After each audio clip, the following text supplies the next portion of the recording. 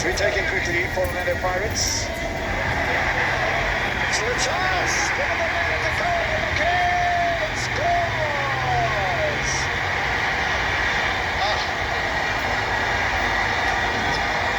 Atini, lisegazini, it's in the blood.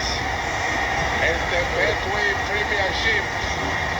It is the team that currently sitting in position 2, who were battling to get it right in terms of scoring goals, and it needed something special to beat this man.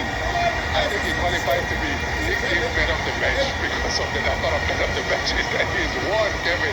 But the finishing, exquisite, the movement of the ball, that was so crucial. He's laughing, he's smiling. Very, very reminiscent of the second half performance against Marumo Gallants, this flow of play. Look at the dummy that he first sold to the Magesi defender. Show me your number. If you show me